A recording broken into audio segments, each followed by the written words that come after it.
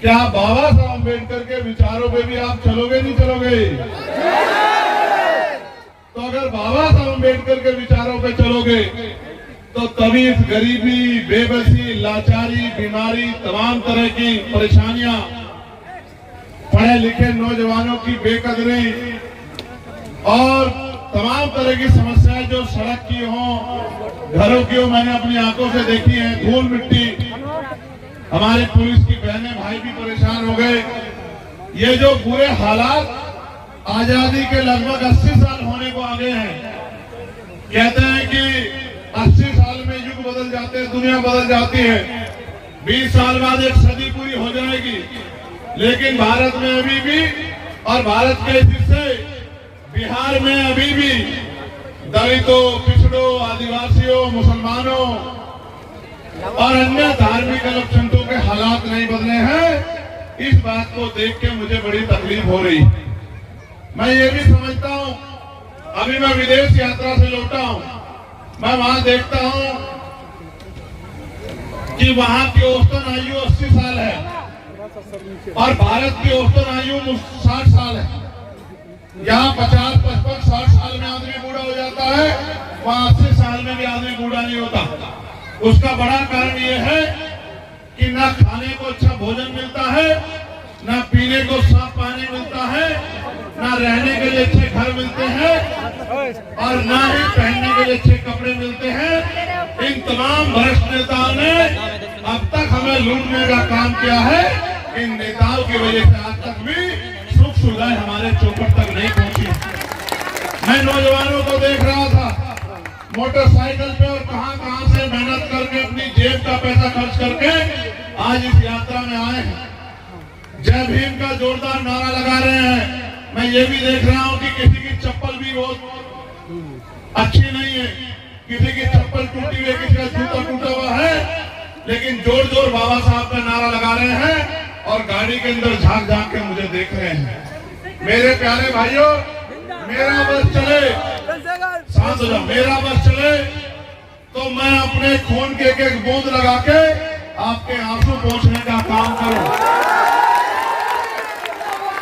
लेकिन मैं हालात से मजबूर हूं, क्योंकि भारत में लोकतंत्र है और लोकतंत्र में जिसे आप वोट देकर राजा बनाते हो उसी की कलम में इतनी ताकत होती है कि आपकी जिंदगी बदल दे। प्यारे भाइयों, बिहार कमजोर नहीं है, बिहार के नेताओं की इच्छा शक्ति कमजोर है, बिहार कमजोर नहीं है। अभी भी बॉर्डर पर भाई शहीदुज्जमान साहब, और आज ही मुझे खबर आई, प्रधानमंत्री जी ने तो कहा कि सीज फायर हो गई है, अब अगर कोई भी गोली चलेगी या कोई आतंकवादी हमला होगा तो हम उससे निपटेंगे। लेकिन कल ही सिवान के राम प्रसाद बाबू की जान, जो सेना का एक जवान था जो शहीद हुआ कल, फिर इस मिट्टी ने जो है देश का कल उतारने का काम किया। मैं बिहार के भाइयों आपको कहना चाहता हूं कि बिहार किसी पीछे नहीं है।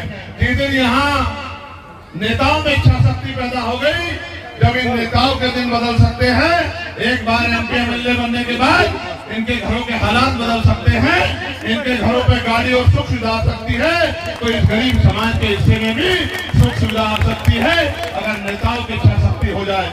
प्यारे भाइयों बहनों, मैं ज्यादा समय नहीं खर्च करना चाहता, क्योंकि आप जानते हैं मैं अपनी तरफ से पूरा प्रयास करता हूँ, एक एक मिनट को लगाने का काम करता हूँ काम में। लेकिन आज मैं आपको वचन देके कहता हूँ, हम लोग मेहनत कर रहे हैं और मैं अपने नौजवान भाइयों से कहना चाहता हूँ, जो जय भीम का नारा लगाते हैं, खाली जय भीम का नारा लगाने से काम नहीं चलेगी।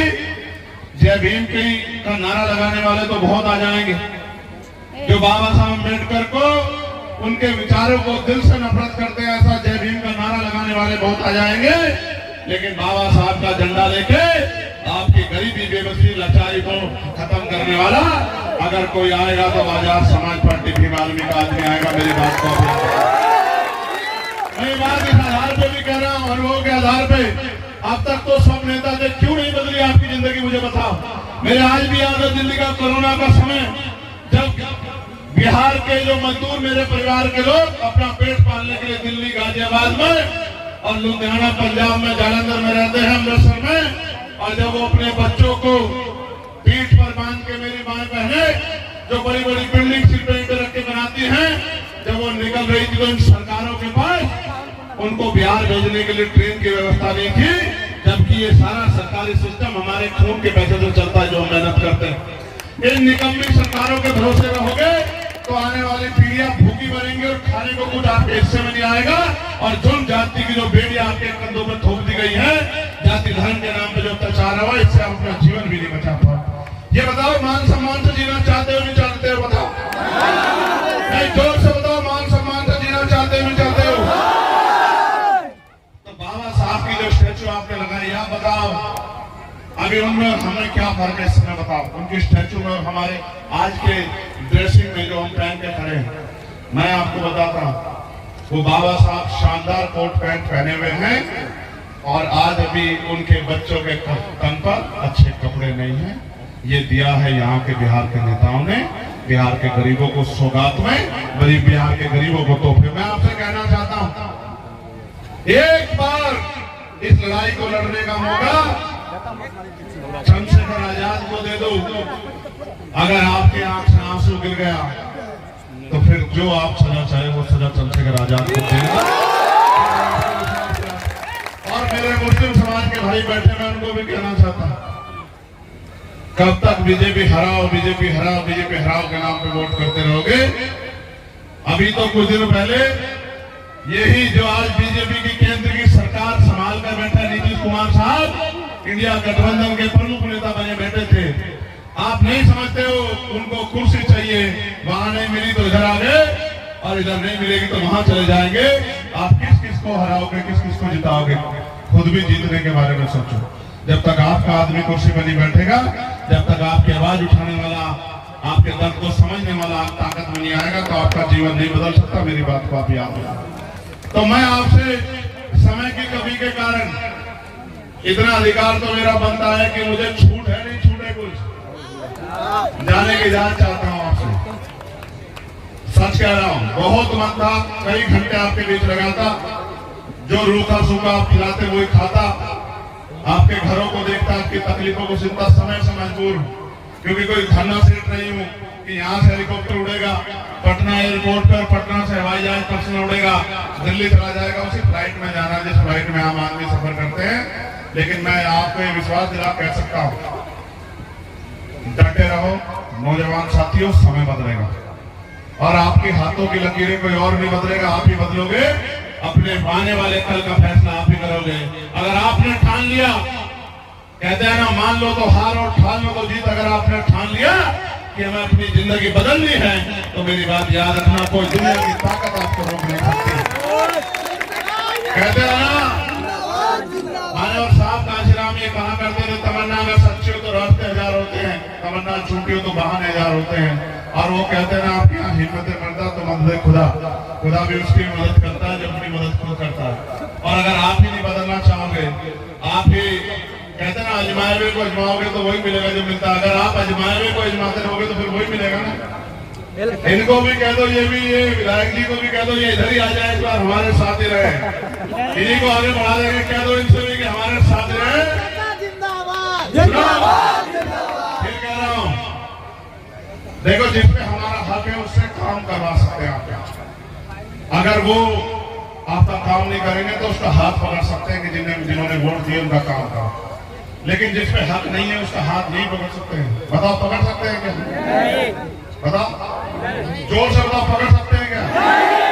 लेकिन जिसे आप हमारे कैसी ताकत देकर भेजोगे, उसका हाथ ही नहीं, उसकी कलम पकड़वा के आपके बच्चों के लिए अच्छे स्कूल, अच्छे कॉलेज, अच्छी यूनिवर्सिटियां, अच्छे अस्पताल बनवाने की ताकत चंद्रशेखर आजाद रखता है। इस बात को आप समझ लें।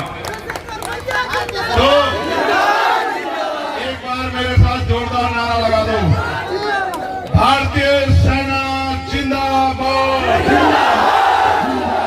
भारतीय सेना जिंदाबाद, सैनिक बल जिंदाबाद,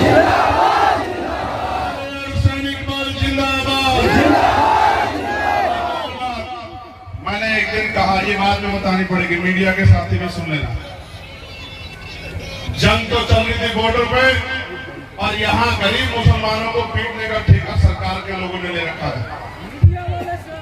मैंने कहा मीडिया वाले भी ऐसे ही, बस क्या कहूं मैं तुमसे।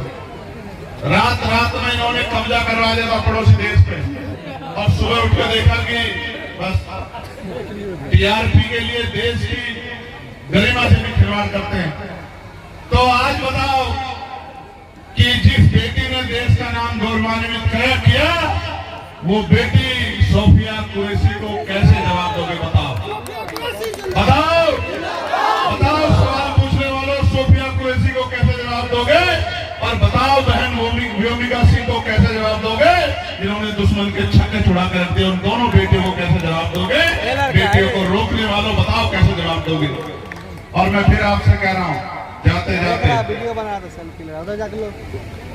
अगर एकजुट रहेंगे, वो नारा दिया ना हमारे यहाँ उत्तर प्रदेश के मुख्यमंत्री ने, क्या नारा दिया है?